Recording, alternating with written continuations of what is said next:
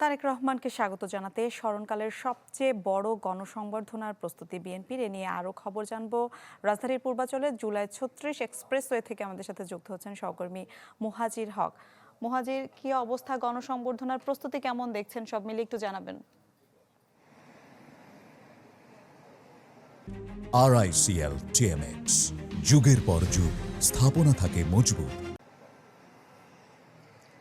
মিলা ব্যাপক আসলে আমরা রাতভর ছিলাম, আমরা রাতেও দেখেছি আজকের ভীষণ শীত ছিল রাজধানী ঢাকায়, এবং সেই শীত উপেক্ষা করেই কিন্তু বিএনপির নেতা কর্মী সমর্থক যারা রয়েছেন তারা কিন্তু এই পূর্বাচলের যে জুলাই ৩৬ এক্সপ্রেসওয়ে অর্থাৎ ৩০০ ফিট এলাকা নামে যেটা আসলে পরিচিত, সেখানে আমরা দেখেছি তাদের অবস্থান। এবং আপনারা আমার সাথেই আশেপাশে দেখতে পাচ্ছেন যে যারা রয়েছেন তারা সবাই কিন্তু উচ্ছ্বসিত, তাদের সবার মাঝে কিন্তু একটা উদ্দীপনা কাজ করছে যে দীর্ঘ ১৭ বছরের অপেক্ষার অবসান, এবং বলা যায় যে প্রায় দেড় যুগেরও বেশি সময় ধরে তিনি নির্বাসিত জীবন পার করছেন, এবং অবশেষে তিনি আসলে তার নিজের জন্মভূমি তিনি আসছেন।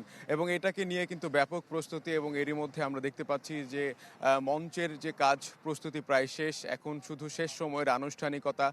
আমরা দেখতে পাচ্ছি যে এখানে সারা দেশের নানা প্রান্ত থেকে মানুষরা এসেছেন, যারা বিএনপির সাথে জড়িত তারা আসছেন। এবং আমরা রাতেও দেখেছিলাম এবং জানাচ্ছিলাম যে এখানে আয়োজনটা আসলে তারা স্মরণীয় করে রাখতে কোনো কিছুরই আসলে কমতি রাখছেন না। এবং আমরা গতকালই কিন্তু দেখেছি বিএনপির হাইকমান্ডের প্রত্যাশা যে এই আগামীকাল অর্থাৎ